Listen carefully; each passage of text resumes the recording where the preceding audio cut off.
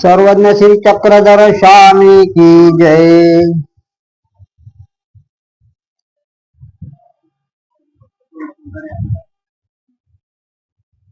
Zoom करा zoom. Datta नाम है वंदु आदरे, दत्त नाम है वंदु आदरे, बंद सोडवी नाम साजरे, सोडवी नाम साजरे, काम वासना तोड़ी कल्पना, काम वासना तोड़ी कल्पना, ये दयानिधि श्री कृपाघना, ये दयानिधि श्री कृपाघना, सिंहसी करी राज्य तो करी, सिंहसी करी राज्य तो करी, आदि ही शक्ती घेऊनी बरी, आदि ही शक्ती घेऊनी बरी, अनंत रूपा दाखवी जना, अनंत रूपा दाखवी जना, ये दयानिधे श्री कृपाघना, दयानिधे श्री कृपाघना, नास्ति पाणी हा भूपती भला,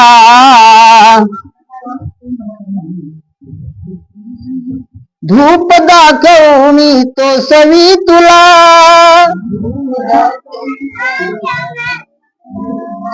सांडी सांडी रे हस्त दहना,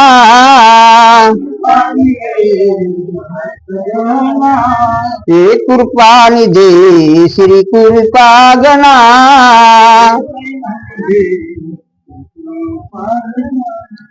सर्वज्ञ श्री चक्रधर स्वामी की जय। आज आपल्या कार्यक्रमाला लाभलेले परमपूज्य श्री मुरारी दादा महानुभाव बेडकर, त्याचप्रमाणे नामधारक बंधू भगिनींना आणि लहान मुला मुलींना दंडवत प्रणाम।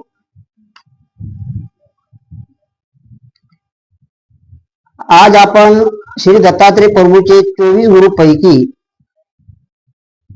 गुरुपैकी आपण एक तिसऱ्या अंकामध्ये हिंदू राज्याला निरूपण केलेल्या 24 गुरुपैकी दुसऱ्या गुरुवर आपण विश्लेषण करणार आहोत।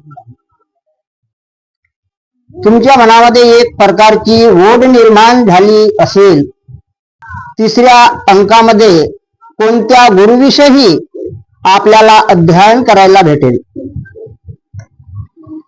ही जी तुमच्या अंतःकरणामध्ये मनामध्ये ओढ निर्माण झाली आहे ना, ती ओढ गुरुच्या ठिकाणी निर्माण व्हायलाच हवी। परमेश्वरापर्यंत पोहोचण्याचा मार्ग म्हणजेच गुरु होय। परमेश्वराची ओळख गुरुविना अशक्य आहे। किंबहुना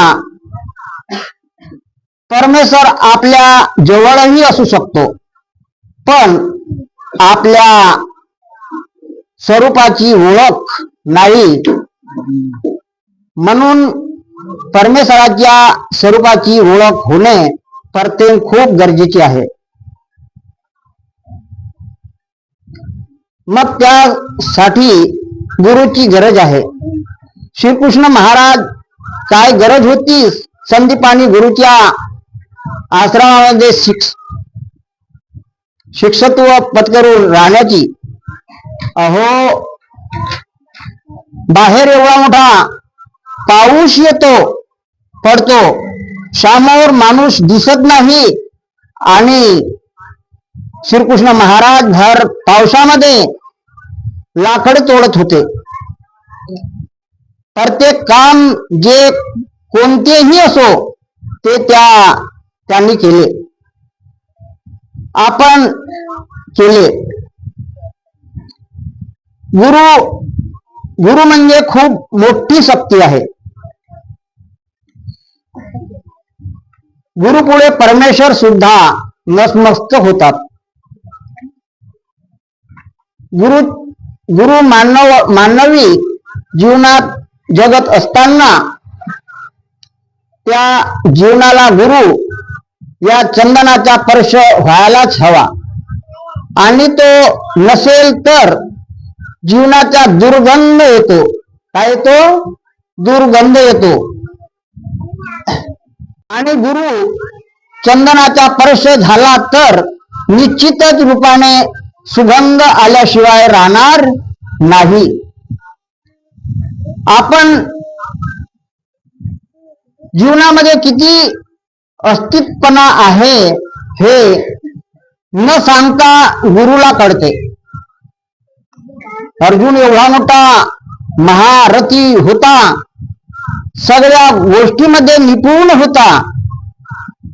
त्याला जर श्रीकृष्ण महाराजासारखे गुरु लाभले नसते तर या कुरुक्षेत्रावर काय झाले असते असा विचारही स्वप्नात देखील करायची भीती वाटते. म्हणूनच जुनी माणसं जाणती माणसं म्हणतात, तुमची नजर बदला तरच तुम्हाला जग बदललेला दिसेल.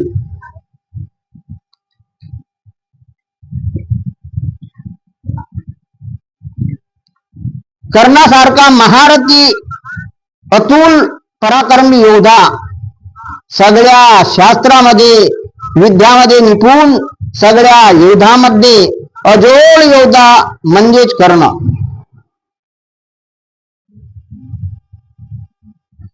श्रीकृष्ण महाराज अर्जुनाला म्हणतात की कर्णासारखा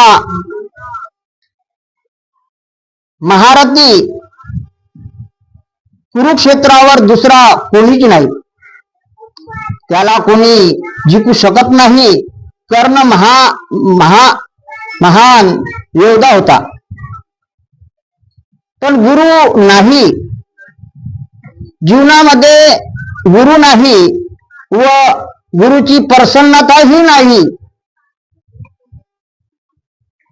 त्यामुळे कुरुक्षेत्रावर शेवटच्या समयाला कर्णाला एकही विद्येचा सुमरण झाला नाही. गुरु हे चंदन आपल्या जीवनात अत्यंत आवश्यक आहे.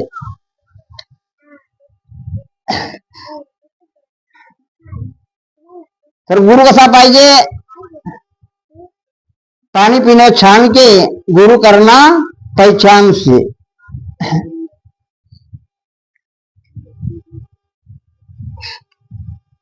एक रुपयाचा नाणा आहे, त्याच्यावरच्या एका बाजूचा छापा पुसून टाका तर तो दुकानात नाणा घेणार नाही.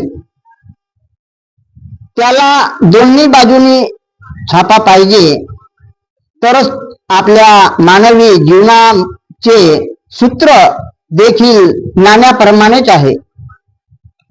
गुरु जर आपल्या जीवनातून पुसून टाकले तर आपल्या जीवनाला म्हणजेच काट्याला किंमत राहणार नाही.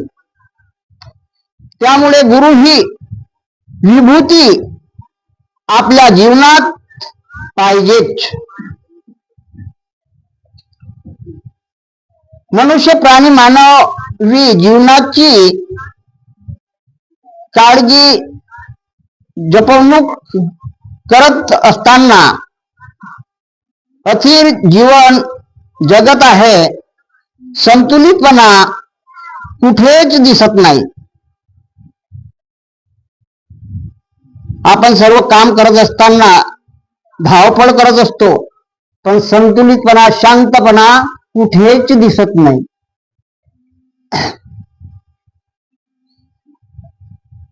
आपल्या जीवनात कुठेतरी स्थिरपणा पाहिजे, असे मनुष्याला नेहमी वाटते. परंतु म्हणजे स्थिरपणा शोधण्याचा प्रयत्न मनुष्य करतो आहे. तर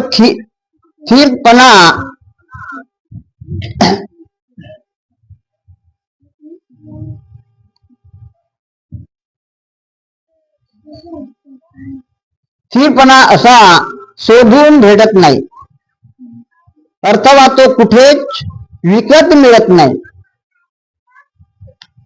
जे शांतपणा आहे ते आपल्याला कुठेच भेटत नाही, दुकानातही भेटत नाही आणि शोधूनही मिळत नाही. त्यासाठी प्रथमच हृदयामध्ये निश्चितपणा असायलाच हवा. निश्चय हे पण असेल तरच स्थिरता ही निश्चयातूनच अंकुरित होतो. तर आपला कसा पाहिजे निश्चय. पण गुरुचे नियमच पाळत नाही. आता गुरुचे नियम पाळला नाही तर समोर आपण काहीच करू शकत नाही.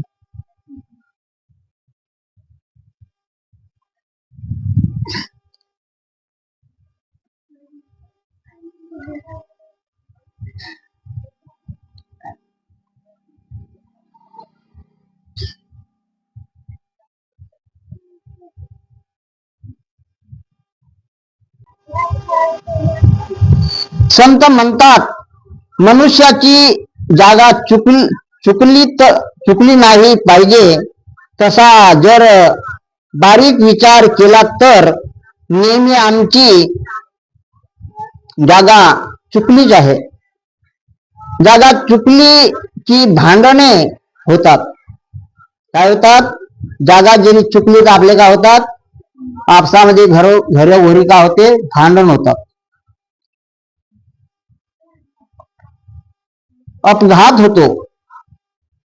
जागेला खूप महत्व आहे.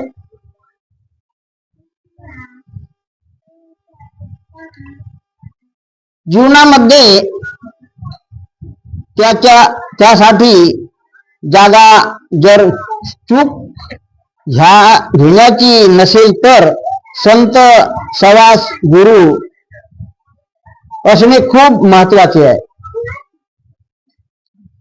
आपण या अंकामध्ये सूर्य हा गुरुवर सखोल अध्ययन करणार आहोत. सूर्य जर आपल्या जीवनामध्ये नसेल तर आपले जीवन अन्नमय होऊन जाईल.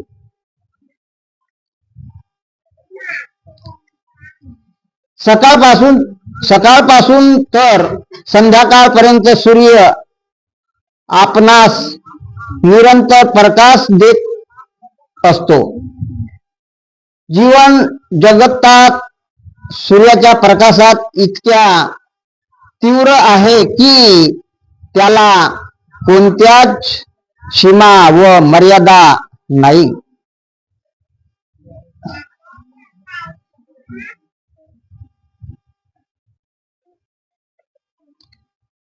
जसे असंख्य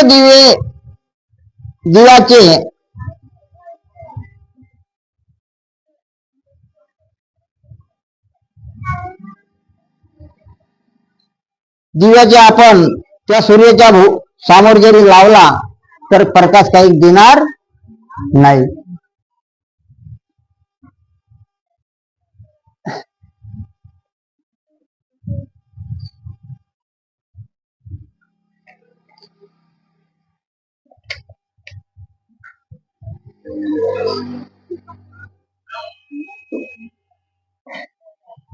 बाबाजी अजून बोलावचे आहेत आणि श्रोते जे आहेत हे कामधंदा करून दिवसभर कामधंदा करतात. त्या अनुषंगाने त्यांनाही थकवा येते आणि जास्तीचा टाइम होऊ नये म्हणून मी येथेच आपल्या शब्दाला विराम देतो आणि संपवितो. दंडवत प्रणाम.